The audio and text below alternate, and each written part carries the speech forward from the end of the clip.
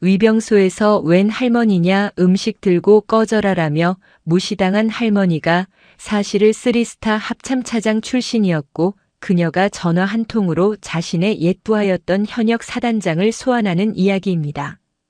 구독과 좋아요를 해주시면 더 좋은 사연으로 보답하겠습니다. 서울 서초동의 고급 주상복합 아파트, 그 꼭대기층의 주방은 이른 새벽부터 불이 환했다. 밖은 아직 동도 트지 않은 짙은 남색이었지만 주방을 가득 채운 불빛 아래 한 여인이 쉼없이 손을 놀리고 있었다. 오지영. 그녀의 이름 앞에는 늘 철의 여인, 최초의 여성 합참차장이라는 굳건한 수식어가 따라붙었다. 칠순을 바라보는 나이에도 그녀의 허리는 꼿꼿했고 정갈하게 빗어넘긴 백발에서는 서리빨 같은 기품이 흘렀다. 대한민국 군 역사상 단 몇 명뿐이었던 여성 삼성 장군, 합참의 바로 다음 자리에서 전군의 작전을 지휘했던 그녀였다. 하지만 지금 그녀는 장군이 아니었다. 그저 손주를 위한 음식을 만드는 할머니일 뿐이었다. 그녀가 만들고 있는 것은 잡채였다. 시금치를 데쳐 찬물에 헹구는 손길, 당근과 양파를 일정한 두께로 채 써는 칼질, 목이버섯을 불리고 쇠고기를 다지는 과정은 마치 잘 짜인 작전 계획처럼 한치의 오차도 없었다. 잡채는 그녀의 유일한 핏줄, 손주 윤태림이 세상에서 가장 좋아하는 음식이었다. 태림의 9살 생일, 불의의 사고로 아들 내외를 동시에 잃었다. 하늘이 무너지는 것 같던 그날, 어린 태림은 넋을 잃고 식음을 전폐했다. 오지영은 그런 손주를 위해 꼬박 이틀을 꼬박 세워 무지개처럼 고운 잡채를 만들어 입에 넣어주었다. 그날 태림은 할머니의 잡채를 먹고서야 닫았던 입을 열고 목 놓아 울었다. 그날 이후 잡채는 두 사람에게 단순한 음식이 아니었다. 그것은 생일이자 명절이었고 서로의 존재를 확인하는 가장 따뜻한 약속이었다. 그런 태림이 군대에 갔다. 하필이면 대한민국에서 가장 훈련이 고되기로 소문난 곳, 경기도 포천의 제8기계 화보병사단. 쉴 새 없이 구른다 하여 오뚝이라 불리는 바로 그 부대였다. 할머니, 저 잘 지내요. 진짜예요. 다들 잘해주시고. 며칠 전 걸려온 전화기 너머의 목소리는 억지로 밝은 척했지만 오지영은 그 안에 숨겨진 깊은 피로와 미세한 떨림을 놓치지 않았다. 수십 년간 수만 명의 목소리에서 진실과 거짓을 가려내던 그녀의 귀였다. 밥은? 아, 그럼요. 여기 밥 맛있습니다. 그래. 잠은? 당연히. 완전 푹 잡니다. 걱정 마세요. 하지만 그 걱정 마세요라는 말 뒤에 통화가 급하게 끊어지기 직전 들렸던 누군가의 거친 욕설과 빨리 안 끊어, 이 새끼가 하는 속삭임을 오지영은 똑똑히 들었다. 그녀의 손길이 잠시 멈췄다. 오지영은 프라이팬에 마지막으로 당면과 모든 재료를 넣고 볶기 시작했다. 참기름의 고소한 냄새와 간장의 짭조름한 향이 주방을 가득 채웠다. 윤기가 자르르 흐르는 잡채가 완성되었다. 그녀는 그것을 커다란 보온 도시락에 정성껏 눌러 담았다. 평생을 군에 몸 바쳤던 그녀는 만약, 아주 만약에라도 자신의 유일한 보물을 누군가 건드렸다면 어떤 일이 벌어질지 잘 알고 있었다. 그리고 그녀는 그것을 실행할 힘이 있었다. 그녀의 눈빛이 차갑게 빛났다. 오늘 그녀는 단순한 면회가 아닌 불시 감찰을 나가는 지휘관의 심정이었다. 포천으로 향하는 길, 오지영은 직접 운전대를 잡지 않았다. 그녀가 현역 시절부터 곁을 지켰던, 지금은 예비역 원사가 된 충직한 부하가 그녀의 검은색 세단을 몰았다. 여사님, 마음이 무거우십니까? 김원사, 내가 무서울 게 뭐가 있나? 그저 바람이 차군. 차가 포천의 스산한 겨울 풍경을 가르며 달렸다. 마침내 붉은색 오뚜기 마크가 선명한 제8사단 예하부대 정문이 눈앞에 나타났다. 맹호여단이라는 글씨가 위압적이었다. 차는 위병소 앞 방문객 주차장에 멈췄다. 김원사는 차에 남고 오지영은 직접 담근 나박김치와 잡채가 담긴 무거운 가방을 들고 위병소로 향했다. 위병소 내부는 따뜻한 난로 열기로 후끈했다. 방탄모를 벗어둔 채 껄렁하게 앉아있던 두 명의 병사가 그녀를 흘깃 쳐다보았다. 한 명은 나 병장이었고 다른 한 명은 황 상병이었다. 할머니. 뭐 때문에 오셨어요? 말은 존대였지만 태도는 거만했다. 나 병장은 스마트폰에서 눈을 떼지도 않은 채 물었다. 손주 면회 왔네. 윤태림 이병. 오지영이 차분하게 대답했다. 윤태림이요? 아, 그 폐급. 잠깐만요. 나 병장이 귀찮다는 듯 서류를 뒤적였다. 황상병은 아예 대놓고 낄낄거리며 오지영의 행색을 위아래로 훑었다. 값비싸 보이지 않는 평범한 코트, 곱게 빗었지만 영락없는 노인의 백발. 그들에게 그녀는 그저 귀찮은 방문객일 뿐이었다. 아, 명단에 있긴 있네요. 근데 지금 훈련 중이라. 나올 수 있을지 모르겠네. 저기 가서 기다리세요. 나 병장이 손가락으로 위병소 구석의 차가운 플라스틱 의자를 가리켰다. 훈련이라니. 오늘은 주말 면회일로 알고 있네만. 아, 할머니. 우리가 바빠요. 훈련이라 그러면 훈련인 줄 아세요. 군대가 그렇게 만만한 데가 아니라고요. 기다리시든가 가시든가. 황상병이 짜증 섞인 목소리로 소리쳤다. 그들의 눈에는 이 노부인을 빨리 쫓아내고 싶은 기색이 역력했다. 오지영은 말없이 의자에 앉았다. 그녀는 싸우러 온 것이 아니었다. 손주를 보러 왔을 뿐. 하지만 그녀의 눈은 위병소 내부를 정확히 훑고 있었다. 흐트러진 복장, 규정 위반인 사제 스마트폰 사용, 민간인을 대하는 오만한 태도. 시간이 흘렀다. 다른 가족들은 금세 확인이 되어 면회실로 들어갔지만 오지영은 1시간 넘게 그 차가운 의자에 방치되었다. 나 병장과 황상병은 그녀를 투명 인간 취급했다. 그때 위병소 문이 열리며 젊은 소위가 들어왔다. 아마도 이들의 책임 간부인 듯 했다. 아, 김지훈 소위님. 저 할머니 때문에 시끄러워 죽겠습니다. 무슨 윤태림인가 뭔가 찾는다고. 나 병장이 김소위에게 귓속말로 불평했다. 김지훈 소위는 피곤한 기색으로 오지영에게 다가왔다. 할머님, 윤태림 이병은 지금 바쁩니다. 훈련 중이라 면회가 곤란합니다. 돌아가시는 게 좋겠습니다. 그는 병사들의 말만 듣고 상황을 파악할 생각조차 하지 않았다. 오지영이 천천히 일어섰다. 그녀의 눈이 처음으로 차가운 빛을 띠었다. 김지훈 소위. 예? 제 이름은. 견장에 묻은 그 얼룩이나 떼고 말하게. 그리고 자네는 자네 병사들이 민간인을 1시간 넘게 위병소에 감금하다시피 방치하는 동안 어디서 무얼 했나? 그녀의 목소리는 낮았지만 그 안에 담긴 위험은 젊은 장교를 얼어붙게 했다. 그게 무슨... 내 손주를. 지금 당장. 내 눈앞에 데려오게. 훈련 중이라면 훈련을 중단시키고 자고 있다면 깨워서라도 데려와. 그녀의 단호한 명령에 김소희가 당황하던 바로 그 순간이었다. 야, 김소희. 그 십새끼 여기 와 있어. 저쪽에서 다른 병사 하나가 뛰어오며 소리쳤다. 위병소의 소란을 뚫고 한 병사가 거의 끌려오다시피 모습을 드러냈다. 오지영의 눈이 그에게 고정되었다. 윤태림. 불과 석 달 만에 그녀의 손주는 완전히 다른 사람이 되어 있었다.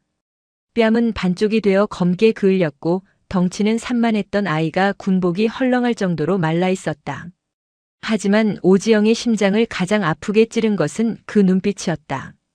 총명하고 따뜻했던 태림의 눈은 지금 깊은 공포와 절망에 빠져 초점조차 맞추지 못하고 있었다. 할머니. 태림은 할머니를 보고도 반가워하는 대신 마치 죄인처럼 고개를 떨궜다. 태림아. 오지영이 떨리는 손을 뻗어 손주의 뺨을 만지려던 그 순간 태림이 자기도 모르게 움찔하며 고개를 피했다. 그리고 오지영은 보았다. 손주의 왼쪽 뺨, 입술 바로 옆에 시퍼렇게 번지고 있는 선명한 멍자국을. 누군가에게 주먹으로 정통으로 맞은 흔적이 분명했다. 오지영의 피가 차갑게 식었다. 얼굴이. 이게 어찌 된 일이냐? 아, 아닙니다. 이거. 어제 훈련하다가 철모에 좀 부딪혔습니다. 태림이 황급히 손으로 멍을 가리며 어설픈 거짓말을 했다. 야, 윤태림. 너 때문에 지금 위병소가 마비됐잖아, 이 새끼야. 그때 태림의 뒤에서 거친 목소리가 들려왔다. 태림을 데리고 온 듯한 병사 어깨에 병장 계급장을 단 자가 껄렁하게 서 있었다. 그는 태림의 뒷머리를 손바닥으로 거칠게 후려쳤다. 죄송합니다. 표승도 병장님. 태림이 거의 비명을 지르듯 대답했다. 표승도 병장. 그는 위병소의 나 병장, 황상병과 눈을 마주치더니 비열한 미소를 지었다. 아마도 이 부대의 실세인 듯 했다. 아, 이 할머니가 내 할머니냐? 아이고, 우리 태림이 할머니 빼기 보통이 아니네. 위병소까지 뒤집어 놓고 그는 오지영을 조롱하듯 바라봤다. 자네가 표승도 병장인가? 예, 그런데요. 할머니. 내 손주 뺨에 멍은 철모에 부딪힌 게 아닌 것 같은데. 오지영의 말에 표 병장의 눈이 번뜩였다. 할머니가 군대를 아세요? 훈련하다 보면 다치기도 하고 그런 거죠. 안 그래, 윤태림?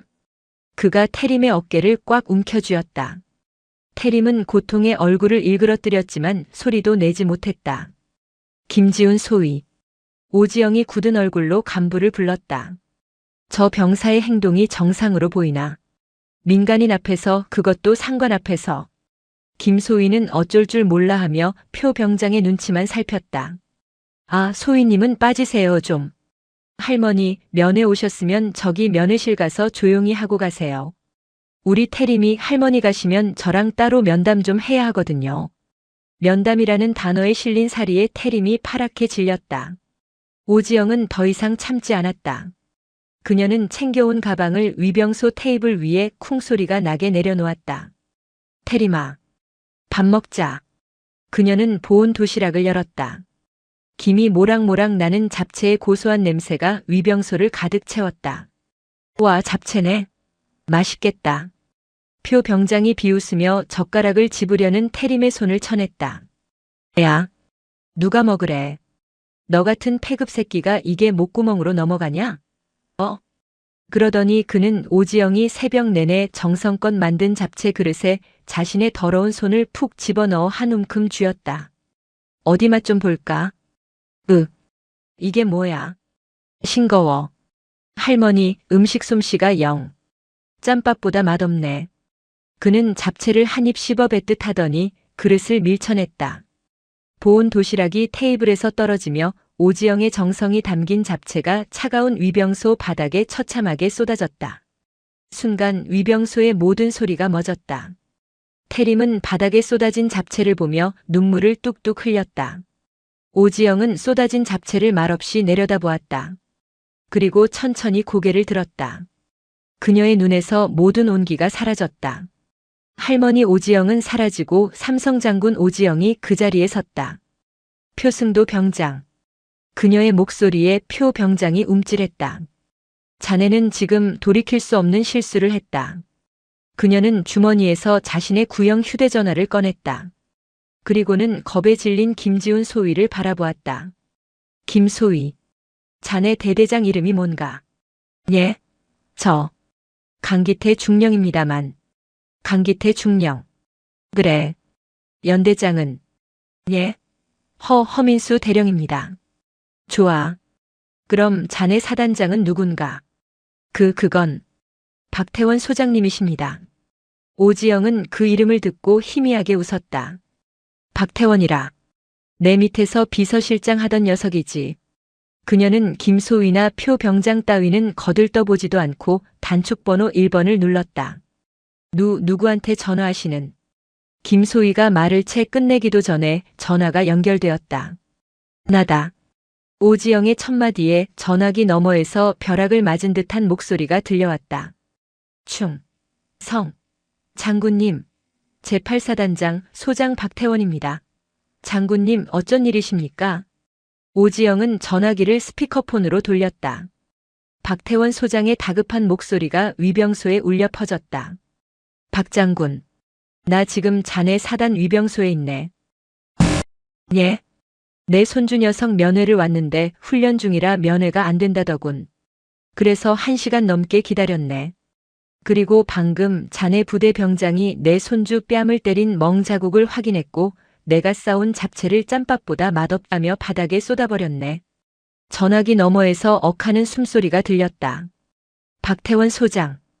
예. 장군님. 10분 주겠네. 자네 연대장 허민수 대령, 대대장 강기태 중령.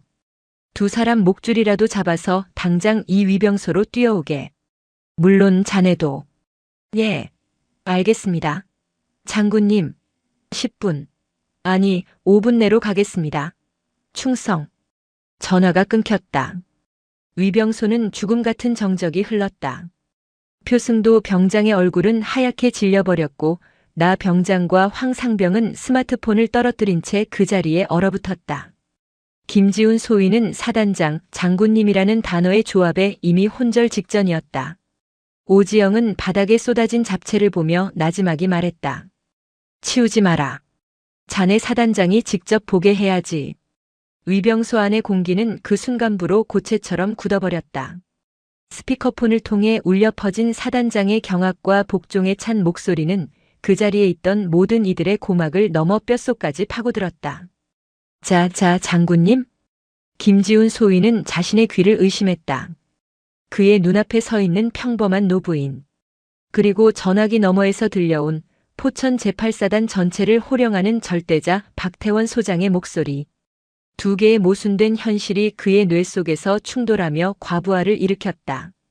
표승도 병장은 상황 파악이 조금 더 빨랐다. 그는 군 생활 내내 힘의 논리, 즉 계급과 권력에만 반응해왔다. 사단장이 장군님이라고 부르며 5분 내로 뛰어가겠다고 말하는 이 상황이 자신의 군 생활은 물론이고 인생 전체가 끝났음을 의미한다는 것을 본능적으로 깨달았다. 그의 낯빛은 하얀색을 넘어 흑빛으로 변해갔다. 말도 안 돼. 저 할망구가. 진짜. 나 병장과 황상병은 쥐 죽은 듯 떨고 있었다. 그들은 자신들이 1시간 넘게 방치하고 모욕했던 대상이 감히 상상조차 할 수 없는 존재였다는 사실을 마주했다. 손에 들고 있던 스마트폰이 언제 떨어졌는지도 인지하지 못했다. 오지영은 그들의 반응 따위는 안중에도 없었다. 그녀는 그저 쏟아진 잡채를 차갑게 내려다볼 뿐이었다. 그리고는 떨고 있는 손주 태림의 어깨를 감싸 안았다. 태림아, 이제 괜찮다. 이 할미가 여기 있다. 그녀의 목소리는 태림에게만은 한없이 따뜻했다. 그 온기 어린 목소리가 오히려 얼어붙은 위병소의 공기를 더욱 잔인하게 만들었다. 그리고 정확히 4분이 지났을 때 멀리서부터 들려오기 시작한 소리는 현실이 아니었다. 위잉하는 일반 차량과는 차원이 다른 육중한 엔진이 찢어지는 듯한 굉음. 그리고 그 굉음을 가르며 들려오는 날카로운 헌병대의 사이렌 소리였다. 끼익, 끼익. 위병소 창문 너머로 검은색 지휘 차량 3대가 연기를 내뿜으며 급제동했다. 마치 전쟁이라도 난 듯 헌병대 차량이 그 뒤를 막아섰다. 쾅, 쾅, 쾅. 차 문이 거의 부서져라 열리고 3명의 장교가 비틀거리며 튀어나왔다. 가장 먼저 모습을 드러낸 것은 전투모가 비뚤어진 채 숨을 헐떡이는 강기태 중령이었다. 대대장인 그는 공포에 질려 이미 넋이 나가 있었다. 이어서 그보다 한 계급 위인 허민수 대령이 굳은 얼굴로 내렸다. 연대장인 그는 애써 침착하려 했지만 가늘게 떨리는 턱은 숨기지 못했다. 그리고 마지막으로 별 2개가 선명한 사단장 지휘 차량에서 박태원 소장이 내렸다. 그는 차에서 내리자마자 위병소를 향해 전력 질주했다. 그의 얼굴은 땀과 당혹감으로 범벅이 되어 있었다. 쾅! 위병소 문이 거칠게 열렸다. 박태원 소장은 문을 열자마자 그 자리에 얼어붙었다. 자신의 눈앞에 서리빨 같은 표정으로 서 있는 오지영 전 합참차장을 확인했다. 그리고 그녀의 발치에 처참하게 쏟아진 잡채 그릇을 보았다. 멍이 든 채 울고 있는 한 이등병을 보았다. 그리고 이 모든 사태를 유발한 넋이 나간 위병소 근무자들을 보았다. 그는 현역 시절 오지영의 직속 비서실장으로 그녀를 보좌했었다. 그 누구보다 그녀의 성정과 그녀가 군을 얼마나 사랑했는지 그리고 그녀가 얼마나 무서운 사람인지 잘 알고 있었다. 흡! 그는 숨을 삼켰다. 그리고 자신의 군 생활 전체를 건 가장 절박한 목소리로 외쳤다. 충성! 장군님께 대하여 경례. 박태원 소장이 거수 경례를 붙이자 뒤따라 들어온 허민수 대령과 강기태 중령이 거의 자지러지듯 경례를 따라 외쳤다. 충성! 충, 성. 별 2개, 무궁화 3개, 무궁화 2개가 한 줄로 서서 평범한 노부인에게 필사적인 경례를 바치고 있었다.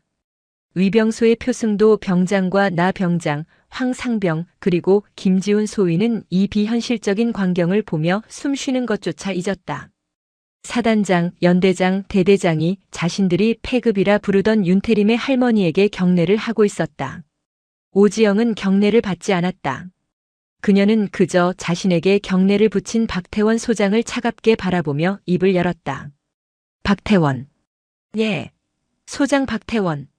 자네가 내 비서실장을 할 때 내가 무얼 가르쳤나? 군인은 국민의 아들을 지키는 최후의 보루라고 했네. 군인의 명예는 계급장에서 나오는 것이 아니라 그 보루를 지키는 책임감에서 나온다고 했을 텐데. 그녀는 손으로 바닥에 쏟아진 잡채를 가리켰다. 그런데 이게 뭔가? 이게 자네가 지휘하는 제8사단 오뚜기 부대의 책임감인가? 내 손주 뺨에 든 저 멍이 자네가 말하는 명예인가? 장군님, 죄송합니다. 박태원 소장이 머리를 숙이려던 순간 오지영이 그를 막았다. 내게 사과하지 마라. 그녀는 표승도 병장을 턱짓으로 가리켰다. 저기 내 손주를 폭행하고 내가 싸운 음식을 짬밥 취급하며 바닥에 버린 저 짐승에게 물어보게. 자네 사단에서 대체 무얼 배웠기에 민간인 앞에서, 그것도 자기 전우의 할머니 앞에서 저런 짓을 할 수 있었는지. 박태원 소장의 얼굴이 분노로 붉어졌다. 그는 천천히 표승도 병장에게 다가갔다. 사단의 절대 권력자가 내뿜는 살기에 표 병장은 다리가 풀려 그 자리에 주저앉을 뻔했다. 내 놈이. 감히. 박태원 소장이 이를 갈며 말하려던 순간 오지영의 차가운 목소리가 다시 한번 그를 제지했다. 됐네. 자네의 분노는 나중에 듣지. 지금은 저기 넋이 나간 자네의 지휘관들에게 먼저 물어야겠네. 그녀는 강기태 중령과 허민수 대령을 바라보았다. 대대장, 연대장. 자네들은 저 짐승 같은 놈이 이 위병소에서 근무 서는 병사들을 제멋대로 지휘하고 심지어 면회 온 민간인을 감금하다시피 방치하는 동안 대체 어디서 무얼 하고 있었나? 두 지휘관은 사색이 된 채 아무 말도 하지 못했다. 그들의 침묵은 그들의 무능과 직무유기를 가장 확실하게 증명하고 있었다. 오지영의 현장 신문은 이제 막 시작되었을 뿐이었다. 포천의 겨울바람이 깨진 유리창처럼 위병소 안으로 스며들었다. 하지만 그 누구도 추위를 느끼지 못했다. 사단장, 연대장, 대대장이 한자리에 모여 전직 합참차장의 추궁을 받는 이 살얼음판 같은 공간에서는 추위조차 사치였다. 오지영은 가장 먼저 김지훈 소위에게 다가갔다. 그는 이 위병소의 책임 간부였다. 자네가 김지훈 소위인가? 예. 그렇습니다. 자네는 장교다. 장교는 부대의 기강을 세우고 병사들을 지휘할 책무가 있지. 그런데 자네는 무얼 했나? 자네 병사들이 민간인을 모욕하고 사제 스마트폰으로 근무지를 이탈하는 동안 자네는 어디 있었나? 저는 잠시 순찰을. 순찰? 오지영이 코웃음을 쳤다. 자네 견장에 묻은 저 커피 얼룩이 자네가 순찰 대신 어디서 시간을 보냈는지 말해주는군. 자네는 저 병사들의 하극상을 묵인한 것이 아니라 동조했네. 아니, 어쩌면 두려워했겠지. 김지훈 소위는 얼굴이 벌개진 채 고개를 숙였다. 정곡을 찔린 것이다. 그는 갓 임관한 소위였고 군 생활에 찌든 말년 병장들을 통제할 능력도 의지도 없었다. 오지영은 그를 무시하고 얼어붙은 나 병장과 황상병에게 시선을 돌렸다. 자네들은 위병소 근무자가 맞나? 아니면 동네 양아치인가? 군인의 얼굴은 위병소다. 자네들은 오늘 제8사단 전체의 얼굴에 똥칠을 했어. 자네들의 그 오만함과 태만함이 이 모든 사태를 불렀네. 그녀는 두 병사에게 더는 시간을 쓸 가치가 없다는 듯 다시 지휘관들에게로 몸을 돌렸다. 강기태 중령. 예, 장군님. 대대장 강기태 중령이 군홧발 뒤꿈치를 부딪히며 차렷 자세를 취했다. 자네 대대 아닌가? 이 위병소는 자네의 관할이야. 자네는 이곳이 이 지경이 될 때까지 단 한 번도 점검하지 않았나? 매일 확인하고 있습니다. 매일 확인하는 부대의 위병소 근무자가 민간인을 감금하고 상관인 소위를 무시하고 심지어 다른 병사를 폭행하는 장소로 이곳을 사용한단 말인가. 오지영의 목소리가 벼락처럼 커졌다. 자네의 그 매일 확인이라는 것이 차를 타고 지나가며 손이나 한번 흔들어준 것이었겠지. 자네는 이 사태를 몰랐던 게 아니야. 알려고 하지 않았던 게지. 자네의 안위가 더 중요했으니까. 아닙니다. 장군님. 아닌가? 그렇다면 더 큰 문제네. 매일 확인하고도 이 지경인 걸 몰랐다면 자네는 지휘관으로서 무능한 걸 넘어서 당장 군복을 벗어야 할 수준이란 뜻이니. 강기태 중령은 알았다고 해도 몰랐다고 해도 지옥인 완벽한 논리적 함정에 갇혔다. 오지영은 그가 대답할 시간도 주지 않고 허민수 대령을 바라보았다. 연대장. 예. 대령 허민수. 대대가 이 모양인데 연대는 오죽하겠나. 자네는 오늘 아침 이 사태가 터지기 전까지 무엇을 했나? 주말이라고 관사에서 늦잠이라도 잤나? 아닙니다. 부대 현황 파악을. 그 현황 파악에 위병소 근무자들이 민간인을 억류하고 있음이라는 보고는 없었나 보군. 자네들 지휘관에게 보고란 무엇인가? 문제가 터지지 않게 미리 살피는 것이 보고인가? 아니면 터진 문제를 덮고 축소하는 것이 보고인가? 허민수 대령은 입술만 파고들 뿐 아무 대답도 하지 못했다. 마지막으로 오지영은 박태원 소장과 마주섰다. 그녀의 눈은 이제 분노를 넘어선 깊은 실망감으로 가득 차 있었다. 박태원 소장. 예, 장군님. 자네는 내 비서실장을 지냈다. 내가 밤낮으로 군 개혁을 외칠 때 내 곁에서 그 모든 문서를 작성했던 것이 자네야. 병사 한 사람의 인권이 무너지면 그 부대 전체가 무너지는 것이라고 내가 입버릇처럼 말했던 것을 기억하나? 기억합니다. 그런데 자네는 내 손주가 자네 부대에서 그 인권이 짓밟히는 동안 이 사단의 사단장으로 앉아 있었네. 자네가 나에게 배운 것이 고작 이것이었나? 부대를 화려하게 꾸미고 훈련 성과를 부풀려 보고하고 그렇게 별을 하나 더 다는 것이었나? 장군님, 아닙니다. 저는 아니긴 뭐가 아닌가. 오지영은 바닥에 쏟아진 잡채를 구둣발로 짓밟았다. 차갑게 식어버린 당면과 야채들이 그녀의 구두 밑에서 뭉개졌다. 자네가 지금 밟고 선 것이 내 손주를 살린 밥이다. 그리고 그 밥을 자네 부대 병사놈이 짬밥 취급하며 짓밟았어. 이것이 자네의 부대다. 자네가 만든 지옥이야. 그 순간 박태원 소장은 모든 것을 포기했다. 변명도 체면도 자신의 계급장도 소용없었다.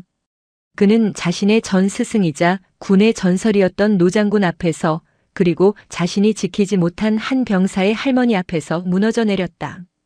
그는 그 자리에 두 무릎을 꿇었다. 장군님, 제가 죽을 죄를 지었습니다. 현역 이성 장군, 사단장이 무릎을 꿇는 그 모습에 위병소의 모든 지휘관들은 숨이 멎었다. 표승도 병장은 이제 공포를 넘어 자신이 무슨 짓을 했는지조차 잊어버린 듯 멍한 표정을 짓고 있었다. 오지영은 무릎 꿇은 박태원을 차갑게 내려다보았다. 일어나게. 자네가 무릎 꿇을 자리는 여기가 아니야. 나는 오늘 이 썩은 가지 하나를 치러 온 것이 아닐세. 자네의 그 썩어 빠진 뿌리가 어디까지인지 내 눈으로 직접 확인해야겠네. 그녀는 손주 태림의 손을 잡았다. 태림아, 가자. 내가 생활하는 곳. 내가 밤마다 울었던 그곳으로 이분들 모시고 직접 가보자꾸나. 그녀는 지옥의 문을 열기 위해 위병소를 나섰다. 사단장, 연대장, 대대장은 죄인처럼 그 뒤를 따랐다. 맹호여단의 주말은 적막했다. 하지만 그 적막함 속에는 보이지 않는 폭풍이 휘몰아치고 있었다. 사단장부터 대대장까지 부대의 모든 별과 무궁화들이 한 노부인의 뒤를 따라 한 생활관으로 향하고 있다는 소문은 이미 부대 전체에 유령처럼 퍼져나간 뒤였다. 윤태림이 속한 3중대 1생활관. 오지영이 생활관 문을 열었을 때 아내는 주말을 맞아 쉬고 있던 병사 몇몇과 사태를 전해 듣고 황급히 달려온 중대장 한세준 대위 그리고 행정보급관인 박철민 상사가 귀신이라도 본 듯 굳어 있었다. 오지영은 그들의 경례는 가볍게 무시하고 생활관 내부를 천천히 둘러보았다. 겉보기에는 완벽했다. 각 잡힌 모포, 먼지 하나 없는 관물대 상단, 반짝거리게 닦인 바닥. 이것이 박태원 소장이 그토록 자랑하던 오뚜기 부대의 외적인 모습이었다. 훌륭하군. 오지영이 나지막이 말했다. 그 말에 중대장 한 대위의 얼굴에 아주 잠깐 화색이 돌았다. 감사합니다. 비어있는 내무반 치우는 데는 일가견이 있어. 아주 훌륭해. 그 비꼬는 듯한 말에 한 대위의 얼굴이 다시 굳었다. 오지영은 태림의 자리로 걸어갔다. 여기가 내 자리인가? 태림은 고개를 끄덕였다. 태림의 관물대는 다른 동기들의 것과 달리 그 흔한 가족사진 하나 붙어 있지 않았다. 사진은? 태림이 대답을 못하고 망설이자 오지영은 곁에 선 박태원 소장에게 말했다. 박 장군, 자네 부대는 병사들에게 가족사진도 못 붙이게 하나? 아닙니다. 장군님, 그럴 리가. 그럼 내 손주의 사진은 어디에 있나? 태림아. 태림은 떨리는 손으로 건너편에 있는 한 관물대를 가리켰다. 그곳은 위병소에서 끌려온 표승도 병장의 자리가 아니었다. 또 다른 이름. 상병 오철규. 오지영은 박태원 소장이나 중대장에게 명령하지 않았다. 그녀는 직접 그 관물대로 걸어갔다. 그리고는 자물쇠로 잠겨있는 관물대를 노려보며 곁에 있던 행정보급관 박 상사에게 말했다. 행보관. 예. 상사 박철민. 이 관물대 주인 지금 어디에 있나? 오철규 상병은? 지금 외박. 나갔습니다. 그렇군. 외박. 오지영은 더 묻지 않고 박태원 소장을 돌아보았다. 박 장군. 헌병은 폼으로 데리고 다니나? 당장 이 관물대 강제로 개방하게. 예. 알겠습니다. 헌병. 뭐하나? 당장 관물대 개방해. 사단장의 명령에 뒤따라온 헌병이 즉시 볼트 커터를 가져와 자물쇠를 철컥 소리와 함께 끊어버렸다. 쾅! 관물대 문이 열렸다. 순간 생활관의 모든 사람들이 숨을 삼켰다. 관물대 안은 그야말로 범죄의 소굴이었다. 위쪽에는 각 잡힌 군복이 걸려 있었지만 아래쪽 서랍과 선반은 온갖 불법적인 물건들로 가득 차 있었다. 수십 갑의 사제 담배, 현금 다발이 든 지갑 여러 개, 고가의 사제 화장품 세트들, 심지어 병사들이 반입할 수 없는 최신형 태블릿 기기까지. 그리고 그 물건들 더미 가장 밑바닥에 꼬깃꼬깃 접힌 편지 수십 통과 액자가 부서진 채 처박혀 있는 사진 한 장이 있었다. 오지영은 말없이 그 사진을 집어들었다. 그것은 아들 내외의 사고 직후 그녀가 군복을 입고 어린 태림을 품에 안고 찍었던 유일한 사진이었다. 태림이 부모님 대신이라며 항상 품고 다녔던 그 사진이었다. 오지영의 손이 분노로 떨렸다. 이게 왜? 여기에. 태림이 울음을 터뜨렸다. 오 상병님이 제 편지 매번 빼앗아 읽고 할머니 사진 보면서 흑, 엄마 없는 놈이라고 찢어버린다고. 그래서 닥쳐라. 오지영이 손주의 말을 막았다. 그녀는 태림이 그 끔찍한 기억을 상관들 앞에서 다시 입에 담게 하고 싶지 않았다. 그녀는 사진을 품에 넣었다. 그리고 관물대에서 나온 다른 편지들을 집어들었다. 그것은 태림의 것뿐만이 아니었다. 다른 이등병들의 이름, 그들의 여자친구와 부모님이 보낸 편지들이었다. 오철규 상병은 이 편지들을 검열하고 갈취하고 심지어 동료들 앞에서 읽으며 모욕을 주었던 것이다. 한세준 대위. 예. 대위 한세준. 중대장 한 대위는 이미 얼굴이 새하얗게 질려 있었다. 자네는 중대장이다. 병사들의 편지와 소포는 자네의 통제하에 관리되어야 하네. 그런데 이게 뭔가? 자네는 저 오철규 상병에게 중대장의 권한을 위임했나? 아닙니다. 저는 몰랐습니다. 또 몰랐나? 오지영이 차갑게 웃었다. 연대장도 모르고 대대장도 모르고 중대장도 모르고. 이 부대는 도대체 아는 사람이 누군가? 저기 저 짐승 같은 상병놈 하나가 이 중대를 지배하는 동안 자네들은 대체 어디서 무엇을 했단 말인가? 그녀는 편지들을 바닥에 집어던졌다. 박태원 소장. 당장 저 오철규 상병 외박 중이든 뭐든 당장 잡아들여. 헌병대로 압송해. 그리고 이 생활관 지금 당장 전부 뒤지게. 저런 놈이 한둘이 아닐 것 같으니. 알겠습니다. 박태원 소장의 명령에 헌병들이 즉시 생활관 전체를 수색하기 시작했다. 그리고 그 지옥도는 이제 막 서막을 열었을 뿐이었다. 헌병들은 표승도 병장의 관물대에서 다른 병사들의 월급 카드를 또 다른 병장의 침상 밑에서는 숨겨둔 둔기까지 발견해냈다. 오지영은 이 모든 것을 지켜보며 이 썩은 뿌리가 생각보다 훨씬 더 깊고 어둡다는 것을 깨달았다. 그녀의 눈은 이제 이 부대 전체를 향하고 있었다. 오지영의 명령이 생활관의 공기를 갈랐다. 헌병, 뭐하나. 당장 이 생활관 전체를 수색해. 샅샅이. 사단장 박태원 소장의 절박한 고함이 뒤따랐다. 그 순간 생활관은 단순한 병사들의 거주 공간이 아닌 범죄 현장이 되었다. 뒤따라온 헌병들이 장갑 낀 손으로 관물대를 열어젖히고 침상 매트리스를 뒤집기 시작했다. 쾅! 쾅! 자물쇠가 채워진 관물대들이 볼트 커터에 의해 무력하게 열렸다. 그 안에서 쏟아져 나오는 것들은 차마 군인의 것이라고는 믿기 힘든 것들이었다. 여기 있습니다. 한 헌병이 표승도 병장의 관물대 깊숙한 곳, 전투복 하의 주머니에서 꾸깃꾸깃한 수첩 하나를 발견해냈다. 그것은 평범한 수첩이 아니었다. 윤태림 10만 원, 김민석 5만 원. 헌병이 내용을 읽어내려가다 말고 숨을 삼켰다. 그것은 명백한 갈취의 증거 상납 장부였다. 신병들의 이름과 그들에게서 빼앗은 금액이 날짜별로 꼼꼼하게 적혀 있었다. 이것만이 아닙니다. 다른 헌병이 침상 매트리스를 들어올리자 그 밑에 숨겨져 있던 것들이 드러났다. 꽁초가 가득 담긴 음료수 캔, 교묘하게 숨겨둔 사제 담배, 그리고 이건 헌병이 집어든 것은 두껍고 단단한 군용 양말이었다.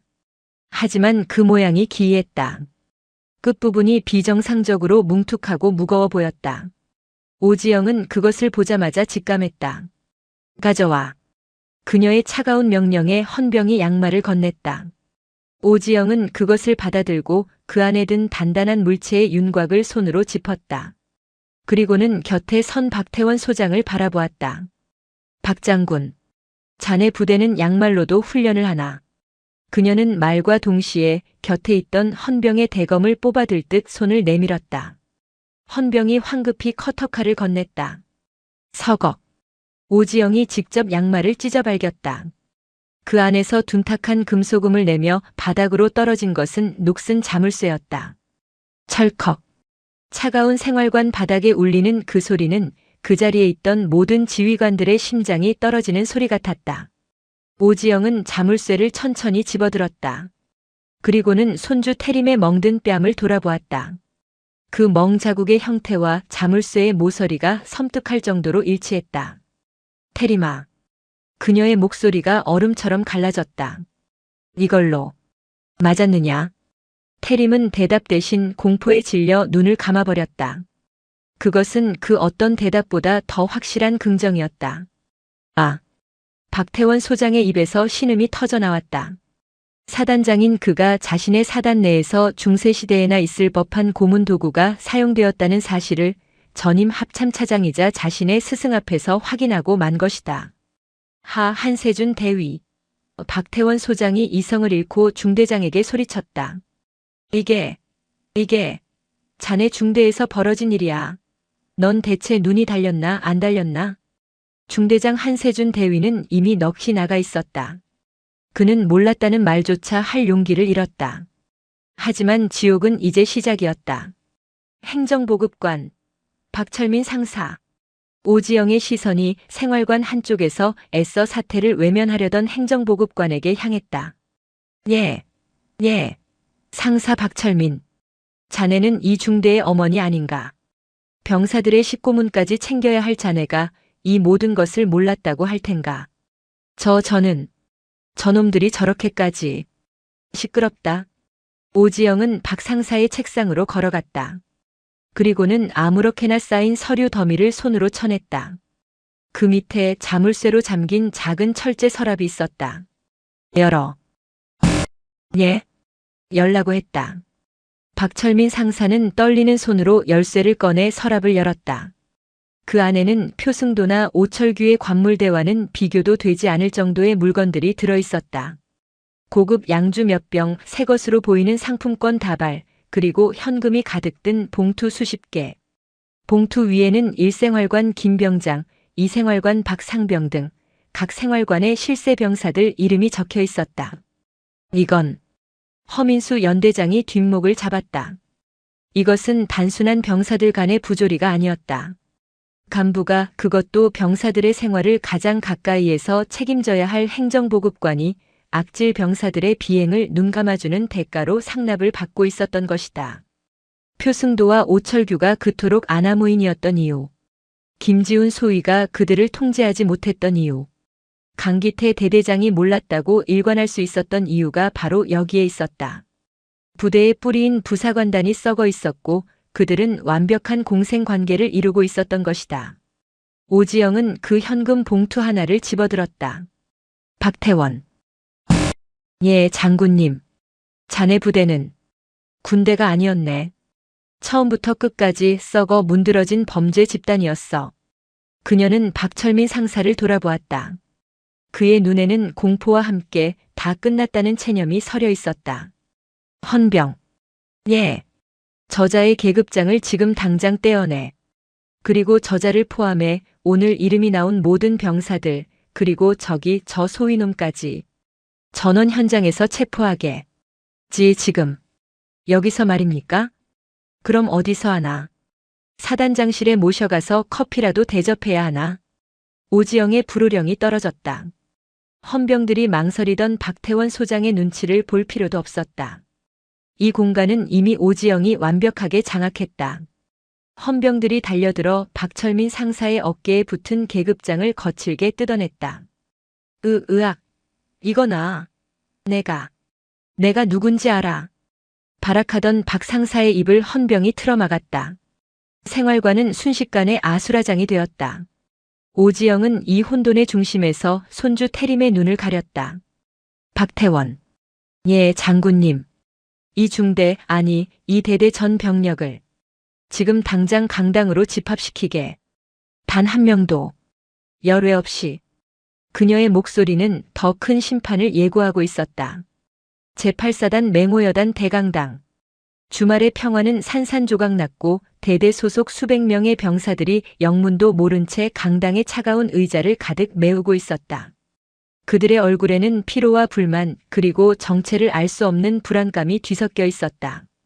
위병소에서 사단장이 뒤집어졌다는 소문, 삼중대 생활관이 헌병들에게 털렸다는 소문이 공기 중에 전염병처럼 퍼져나간 뒤였다. 강당의 모든 문은 군단에서 급파된 헌병들이 지키고 섰다. 그들의 살벌한 눈빛은 이곳이 단순한 집합이 아님을 알리고 있었다.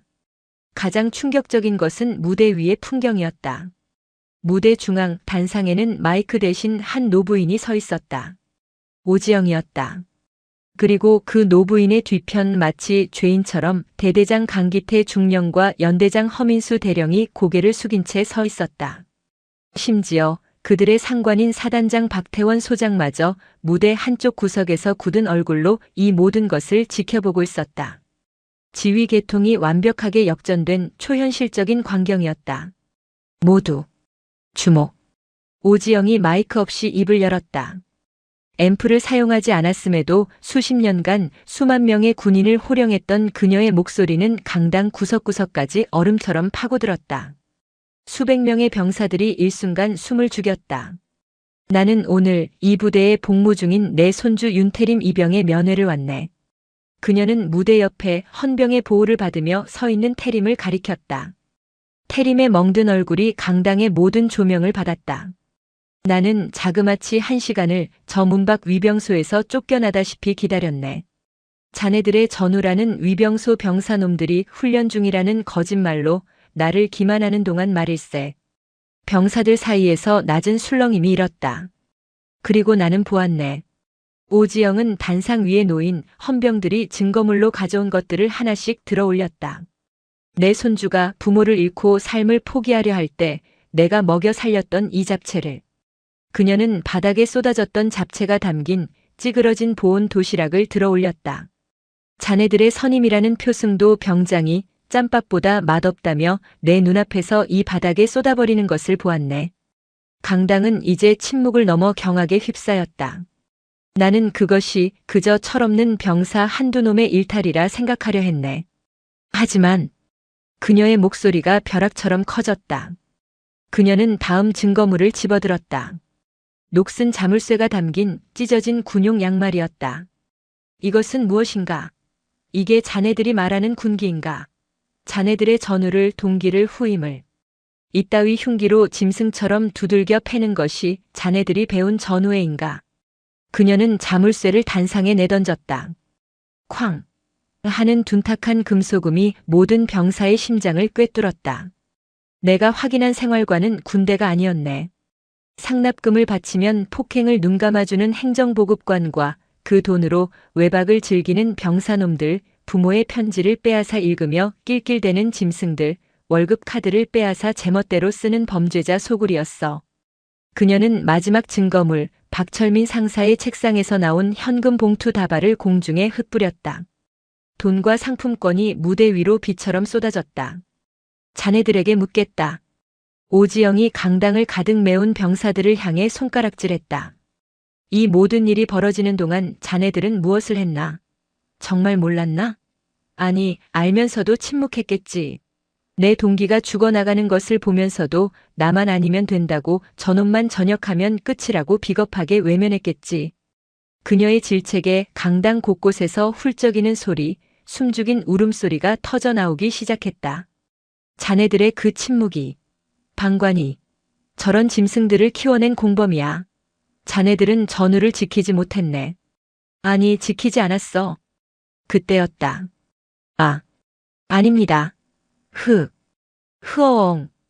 일중대 소속의 한 이등병이 참지 못하고 자리에서 벌떡 일어나 울부짖었다. 저도 당했습니다. 오철규 상병님이 제 월급날마다 돈을 안 주면 잠을 안 재웠습니다. 무서워서 아무에게도 말 못했습니다. 그 한마디는 댐에 무너진 첫 균열이었다. 맞습니다. 삼중대 박 상사님은 저희 부모님이 보내주신 소포 본인이 먼저 다 뜯어보고 좋은 건 자기가 다 가져갔습니다. 김지훈 소위님은 저희가 맞는 걸 보고도 원래 다 그런 거라면서 그냥 갔습니다. 표승도 병장님은 저보고 여자친구 사진 뺏어가서 강당은 순식간에 수백 명의 절규와 고발, 울분으로 가득 찼다. 그동안 억눌려왔던 모든 부조리와 폭력이 둑이 터진 홍수처럼 쏟아져 나왔다. 병사들은 서로를 부둥켜 안고 울었고 어떤 이들은 가해자로 지목된 선임병을 향해 분노를 터뜨렸다. 오지영은 이 모든 광경을 차가운 슬픔이 담긴 눈으로 지켜보았다. 그녀는 마이크를 잡았다. 그리고 강당 전체를 울리는 단호한 목소리로 선언했다. 지금 이 순간부로 울음바다였던 강당이 다시 조용해졌다. 이 대대의 모든 지휘 계통은 정지되었음을 선포하네. 그녀는 무대 구석에서 사색이 되어 서 있는 박태원 소장을 바라보았다. 박태원 장군. 네. 예. 장군님. 자네가 지금 해야 할 일이 무엇인지 이제 알겠나. 박태원 소장은 비틀거리며 단상 앞으로 걸어 나왔다. 그는 수백 명의 자신이 지키지 못했던 병사들, 그리고 자신의 스승이었던 노장군 앞에서 고개를 숙였다. 이 모든 사태의 책임은 사단장인 나에게 있다. 지금 즉시 군단 헌병대와 감찰부는 오늘 이 자리에서 나온 모든 증언을 토대로 가해자로 지목된 모든 인원들, 병사와 간부를 불문하고 전원, 현장에서 체포한다. 피해 병사들은 즉시 가해자와 분리하여 사단본부로 이동시킨다. 그의 명령과 함께 강당의 문이 열리고 헌병들이 쏟아져 들어왔다. 지옥 같았던 맹호여대의 심판이 이제 막 시작되고 있었다. 강당은 거대한 신문실이자 분류소로 변했다. 박태원 소장의 명령이 떨어지자마자 군단에서 지원된 헌병대 병력 수십 명이 강당으로 진입했다. 그들은 울부짖는 병사들 사이를 가르며 가해자로 지목된 이들을 하나씩 색출해냈다. 이거나, 내가 뭘 잘못했는데. 엄마, 엄마. 조금 전까지 생활관의 왕으로 군림했던 표승도 병장과 그를 따르던 무리들이 헌병들의 거친 손길에 끌려나갔다. 그들의 군복은 찢어지고 얼굴은 눈물과 콧물로 범벅이 되었다. 그들이 그동안 피해자들에게 주었던 공포가 이제 그들 자신에게 부메랑이 되어 돌아온 것이다. 나는 간부야. 너희가 날 이렇게 해. 행정보급관 박철민 상사는 계급장이 뜯겨나간 자리를 움켜쥐며 발악했다. 하지만 헌병들은 그를 일반 병사보다 더 거칠게 다루었다. 그의 죄가 더 무거웠기 때문이다. 김지훈 소위는 이미 모든 것을 포기한 듯 헌병의 손에 수갑이 채워지는 순간에도 아무런 저항 없이 바닥만 바라보고 있었다. 그의 젊은 장교 경력은 오늘 이 순간 가장 불명예스러운 방식으로 끝이 났다. 오지영은 이 모든 숙청의 과정을 무대 위에서 말없이 지켜보았다. 그녀의 눈은 끌려나가는 가해자들의 비명이 아니라 한쪽 구석에 모여 서로를 위로하는 피해 병사들에게 향해 있었다. 1시간여에 걸친 격렬한 분리 작업이 끝난 후 강당에는 피해 병사들과 공포에 질린 채 방관자로 남았던 다수의 병사들 그리고 지휘관들만이 남았다. 오지영은 단상에서 내려와 굳어있는 박태원 소장에게 다가갔다. 박 장군, 아직 끝나지 않았네. 예, 장군님. 저기 고개 숙인 저 두 사람. 오지영은 무대 위에 여전히 서 있는 강기태 중령과 허민수 대령을 가리켰다. 저들은 저 자리에 서 있을 자격이 없네. 저들이야말로 이 모든 부패의 정점에 있는 자들일세. 저들의 무능과 직무유기가 저 짐승들을 키워낸 진짜 토양이야. 박태원 소장은 입술을 깨물었다. 그는 자신의 부하들을 자신의 손으로 처단해야 한다는 것을 깨달았다. 그는 무대로 다시 올라갔다. 강기태 중령, 허민수 대령. 두 지휘관이 화들짝 놀라며 고개를 들었다. 제8사단장 소장 박태원의 명을 전한다. 두 사람은 오늘 이 시간부로 예하 대대와 연대에 대한 모든 지휘 책임을 해제한다. 즉시 보직 해임이며 대기 발령 조치한다. 군단 감찰부의 조사를 받을 준비나 하게. 사단장님, 박 장군, 이럴 순. 두 사람이 애원하듯 매달리려 했지만 박태원 소장의 눈은 차가웠다. 이것이 내가 여러분에게 내릴 수 있는 마지막 배려일세. 당장 이 무대에서 내려가게.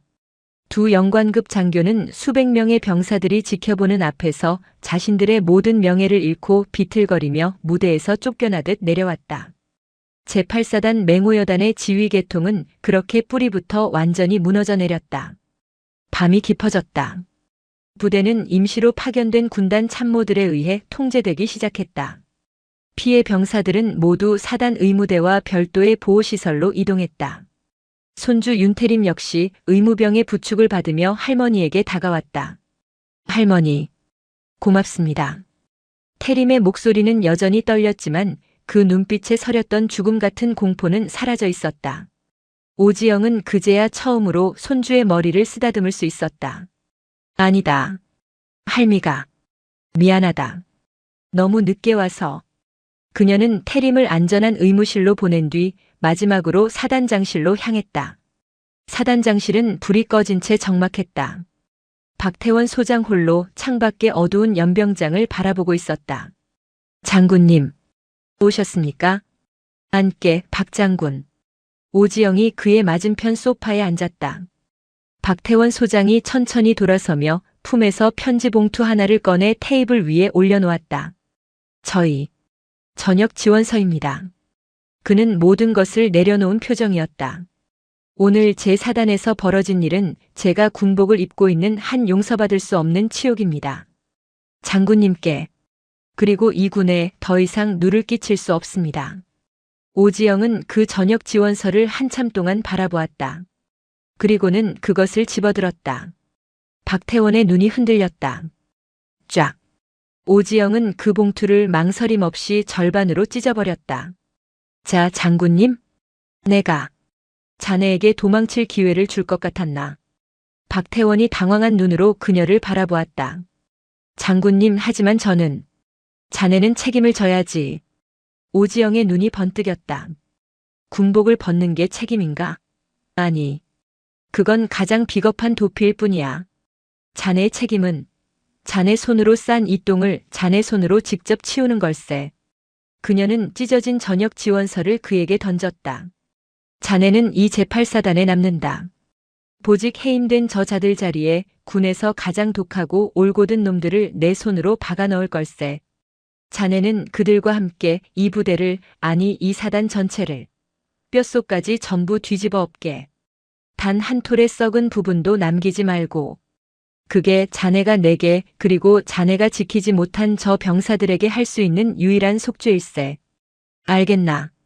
박태원 소장은 찢어진 종이 조각을 쥔 채 부들부들 떨었다. 그것은 공포가 아닌 새로운 각오였다. 그는 자리에서 일어나 각 잡힌 자세로 경례를 붙였다. 명. 받들겠습니다. 장군님.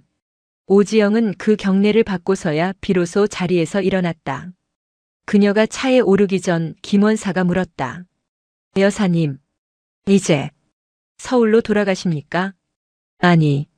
오지영은 차가운 포천의 밤하늘을 바라보았다. 이제 시작일세. 김원사 합참으로 가게. 예? 지금 말입니까? 그래. 이 썩은 뿌리가 과연 이 사단에만 있을까? 그녀는 휴대전화를 들었다. 이번에 그녀가 누른 번호는 그녀의 옛 부하가 아닌 그녀의 옛 상관이었던 국방부 장관의 직통 번호였다. 그녀의 전쟁은 이제 막 포천에서 서울로 번지고 있었다.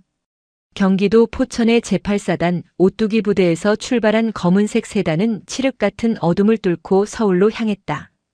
차창 밖으로는 자유로의 가로등 불빛이 빠른 속도로 스쳐 지나갔다. 시간은 이미 자정을 넘기고 있었지만 오지영은 잠시도 눈을 붙이지 않았다. 그녀의 옆자리에 앉은 김원사는 곁눈질로 오지영의 옆모습을 살폈다. 칠순을 바라보는 노부인의 피곤한 얼굴이 아니었다. 그것은 거대한 적진을 향해 돌격하기 직전 작전 지도를 마지막으로 확인하는 지휘관의 얼굴이었다. 그녀가 9번째 장에서 눌렀던 단축번호. 그것은 현 국방부 장관 이순신 장군의 동상만큼이나 굳건하고 원칙주의자로 알려진 하지만 오지영에게는 까마득한 후배인 서정학 장관의 직통 번호였다. 신호음이 3번 울리고 잠결에 전화를 받은 듯한 낮고 탁한 목소리가 들려왔다. 누구십니까? 나 오지영일세. 그 한마디에 전화기 너머의 공기가 얼어붙었다. 잠시 동안의 침묵. 그리고 이불을 박차고 일어나는 듯한 거친 소리와 함께 완벽하게 잠이 깬 날카로운 목소리가 들려왔다. 장군님, 이 시간에 어쩐 일이십니까? 무슨 일 있으십니까? 서정학 장관은 현역 시절 오지영의 불호령을 들으며 군인의 자세를 배웠던 수많은 후배 중 하나였다. 그에게 오지영은 살아있는 전설이자 가장 무서운 선배였다. 오지영은 그의 다급함을 무시하고 차갑고 건조한 사실만을 전달했다. 서 장관, 내가 지금 경기도 포천에서 서울로 복귀하는 길일세. 포천 말입니까? 제8사단? 그래. 내 손주 녀석 면회를 갔다가 아주 볼만한 구경을 하고 오는 길이야. 오지영은 그 순간부터 자신이 위병소에서 겪었던 모욕부터 바닥에 쏟아진 잡채, 손주의 멍든 뺨 그리고 생활관에서 발견된 모든 끔찍한 증거들을 단 하나도 빠뜨리지 않고 보고했다.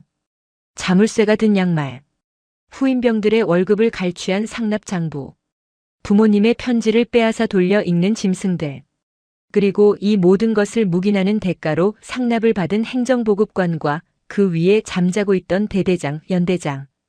그녀의 목소리는 담담했지만 그 내용은 서정학 장관의 귀에 대포 소리처럼 꽂혔다. 장군님, 그게 사실이란. 사실이냐고 물었나 지금. 내가 이 새벽에 자네에게 거짓을 고할 사람으로 보이나? 오지영의 목소리가 순간 높아졌다. 서 장관. 나는 지금 그 부대 사단장을 조치하고 오는 길일세. 하지만 내 눈에 보인 것은 그 사단 하나만의 문제가 아니야. 이건 우리 군 전체가 뿌리부터 썩어 들어가고 있다는 신호일세. 지금 당장 용산 청사로 들어가겠네. 지금 말입니까? 장군님, 새벽 3시입니다. 그래서 적은 우리가 잠자고 있을 때 쳐들어오지 않나? 이 썩은 뿌리도 마찬가지야. 우리가 잠든 이 순간에도 내 손주와 같은 또 다른 아이들이 그 짐승들 밑에서 울고 있을 걸세. 1시간 뒤에 청사에서 보지. 합참의장 그리고 육해공군 참모총장 전원. 단 한 명도 빠짐없이 그 회의실에 앉혀놓게. 내가 왜 합참차장 출신인지 그 이유를 똑똑히 보여주어야겠으니. 전화는 일방적으로 끊겼다. 서정학 장관은 끊어진 전화를 들고 잠시 멍하니 서 있다가 비상벨을 눌러 비서실을 초토화시켰다. 대한민국 군 수뇌부가 한 예비역 장군의 전화 한 통에 이례적인 새벽 비상 소집에 들어갔다. 새벽 4시 서울 용산 국방부 청사. 지하 벙커와 연결된 가장 깊숙한 곳의 대회의실은 대한민국 군의 모든 권력이 모여 있었다. 합참의장 오지영의 육사 동기였다. 육군 참모총장 그녀가 직접 키운 후배였다. 그리고 해군과 공군 참모총장까지. 별이 도합 15개가 넘는 그야말로 별들의 방이었다. 그들은 모두 서정학 장관의 불벼락 같은 호출에 잠옷바람으로 뛰쳐나와 청사에서 황급히 군복으로 갈아입고 모인 참이었다. 모두의 얼굴에는 대체 무슨 일이기에 하는 불만과 불안감이 서려 있었다. 장관님, 이 새벽에 북한에서 무슨 도발이라도. 육군 참모총장이 입을 열자마자 회의실 문이 열렸다. 사복 코트 차림의 오지영이 김원사가 들고 온 커다란 증거물 상자와 함께 들어섰다. 순간 회의실의 모든 별들이 일제히 자리에서 일어났다. 그들은 눈앞의 광경을 믿을 수 없었다. 이 모든 소동의 중심에 이미 전역한 지 한참 된 오지영 장군이 서 있었다. 다들 오랜만이군. 앉게. 오지영은 상석에 앉은 국방부 장관에게 가볍게 목례를 한 뒤 그 맞은편 회의 테이블의 가장 중앙에 섰다. 마치 현역 시절 작전 브리핑을 주관하듯이. 장군님, 이게 대체. 합참의장이 당혹스러운 표정으로 입을 열었다. 그는 그녀의 동기였지만 군에서는 깍듯한 존대를 썼다. 오지영은 대답 대신 김원사가 들고 온 증거물 상자를 회의 테이블 한가운데에 쿵 소리가 나게 올려놓았다. 최고급 마호가니 테이블이 울렸다. 오늘 내가 포천에서 가져온 것들일세. 그녀는 상자를 열었다. 그리고 그 안에 물건들을 하나씩 별들이 모인 테이블 위에 꺼내놓기 시작했다. 첫 번째, 바닥에 쏟아졌던 잡채가 엉겨붙은 찌그러진 보온 도시락. 두 번째, 표승도 병장의 수첩에서 나온 빼곡하게 적힌 상납장부. 세 번째, 오철규 상병의 관물대에서 나온 찢어진 편지 뭉치와 부서진 사진 액자. 네 번째, 박철민 상사의 서랍에서 나온 뇌물로 받은 현금 봉투와 상품권. 그리고 마지막으로 철컥. 그녀는 찢어진 양말 속에 들어있던 그 녹슨 자물쇠를 테이블 중앙에 던졌다. 에게. 오지영의 목소리는 얼음장 같았다. 오늘 내가 목격한 자네들이 그렇게나 자랑하는 대한민국 정예 강군의 실체일세. 자네들은 지금 이 순간에도 이 일이 언론에 새어나갈까봐 전전긍긍하고 있겠지. 하지만 나는 오늘 이 썩은 뿌리를 뽑아내러 왔네. 육군 참모총장이 사색이 된 얼굴로 말했다. 장군님, 제8사단의 일은 당장. 육군본부 감찰이. 육군본부 감찰? 오지영이 그를 노려보았다. 자네가 보낼 그 감찰관이 자기 부대 치부를 제대로 보고할 것 같은가? 그들이 도착하기 전에 저 박태원 사단장이 이미 모든 증거를 치우고 완벽하게 위장해 놓을 걸세. 그게 자네들이 말하는 지휘 계통의 실체 아닌가? 제19 감싸기. 하지만 지휘관의 권한을. 권한? 오지영이 자물쇠를 집어들었다. 이걸로 자기 부하를 고문하는 게 지휘관의 권한인가? 부모의 편지를 빼앗아 읽는 게 권한인가? 상납을 받는 게 권한인가? 그녀는 합참의장을 바라보았다. 의장 그리고 총장들. 자네들은 지금 내 손주 한 명의 불운한 사고를 목격하고 있는 게 아닐세. 이것은 우리 군 전체에 퍼진 암덩어리야. 제8사단이 이 정도라면 최전방의 다른 부대들은 혹은 자네들이 보지 못하는 격오지의 부대들은 오죽하겠는가. 국방부 장관 서정학이 침묵을 깨고 입을 열었다. 장군님, 그래서 저희가 무엇을 하길 원하십니까? 오지영은 그 말을 기다렸다는 듯 서류 가방에서 또 다른 문서 하나를 꺼냈다. 그녀는 그 문서를 테이블에 펼쳐놓았다. 오늘부로 장관 직속의 특수병영 감찰단 창설을 요구하네. 회의실의 공기가 다시 한번 얼어붙었다. 기존의 감찰 조직과는 다르네. 이 기구는 각군 본부와 합참의 그 어떤 지휘 계통도 거치지 않고 오직 장관에게만 직보하네. 불시에 그 어떤 부대라도 설령 그것이 자네들의 집무실이라도 찍고 들어가 수색할 수 있는 막강한 권한을 가져야 해. 성역 없는 수사 권한 말일세. 장군님, 그것은 월권입니다. 군의 지휘 체계가 무너집니다. 공군 참모총장이 격렬하게 반발했다. 무너져야지. 오지영이 차갑게 응수했다. 병사들의 고름으로 세운 지휘 체계라면 당장 무너져야 마땅하지 않은가. 자네들이 지키려는 것이 군인가 아니면 자네들의 자리인가. 그녀는 서정학 장관을 똑바로 바라보았다. 서 장관, 선택은 자네가 하게. 이 자리에서 내 제안을 받아들여 썩은 살을 도려낼 것인가. 아니면 내가 이 모든 증거물을 들고 내일 아침 저기 광화문 내거리로 나가 내 군복을 입고 내 입으로 이 모든 진실을 국민에게 직접 고할 것인가. 그것은 협박이자 마지막 통첩이었다. 합참차장 삼성장군 오지영이 자신의 남은 모든 명예를 건 군을 향한 마지막 선전포고였다. 서정학 장관은 눈을 감았다. 회의실은 숨소리조차 들리지 않았다. 잠시 후 그가 눈을 떴다. 장군님, 장군님의 뜻을 따르겠습니다. 그는 합참의장과 총장들을 돌아보며 선언했다. 지금 즉시 대통령께 재가를 올려 특수병영 감찰단을 창설한다. 단장은 내가 할 수 있는 모든 권한을 동원해 오지영 장군님을 그 자리에 모시겠다. 반대하는 자가 있는가? 그 누구도 녹슨 자물쇠 앞에서 감히 반대 의사를 표하지 못했다. 그날 새벽 대한민국군은 경랑에 휩싸였다. 오지영이 임시 단장으로 나선 특수병영 감찰단은 제8사단을 시작으로 전국 각지의 부대들을 말 그대로 초토화시켰다. 그녀의 등장은 현역 사단장들에게 저승사자의 방문과도 같았다. 수백 명의 부조리 가담자들이 군사 재판에 넘겨졌고 그보다 더 많은 수의 간부들이 직무유기 혐의로 군복을 벗었다. 맹호여단의 강기태 중령과 허민수 대령은 가장 먼저 불명예 전역 조치되었고 박철민 상사와 표승도 병장, 오철규 상병 등 주범들은 민간 교도소로 이송되어 중형을 선고받았다. 박태원 소장은 전역하는 대신 오지영의 가장 혹독한 감시 아래 제8사단의 뼈를 깎는 개혁을 주도해야 했다. 그는 수치심과 책임감으로 밤낮을 가리지 않고 부대를 바로 세우는 데 매달렸고 몇 년 뒤 가장 안전한 사단을 만든 지휘관으로 재평가받았다. 그리고 그 모든 폭풍이 지나간 몇 달 뒤 초봄, 서초동의 주방에 다시 고소한 참기름 냄새가 퍼졌다. 오지영은 이제 단장이라는 직함 대신 다시 평범한 할머니의 모습으로 돌아와 잡채를 무치고 있었다. 그때 현관 도어록이 열리는 소리가 들렸다. 할머니, 저 왔습니다. 윤태림. 그는 포천에서의 일을 겪은 후 오랫동안 군 병원에서 심리치료를 받았다. 그리고는 할머니의 배려가 아닌 정상적인 절차를 거쳐 국방부 직할의 안전한 부대로 재배치되었다. 오늘은 그의 첫 휴가였다. 왔느냐? 오지영은 애써 덤덤한 척하며 손에 묻은 참기름을 닦았다. 태림은 그 사이 키가 조금 더 큰 듯했다.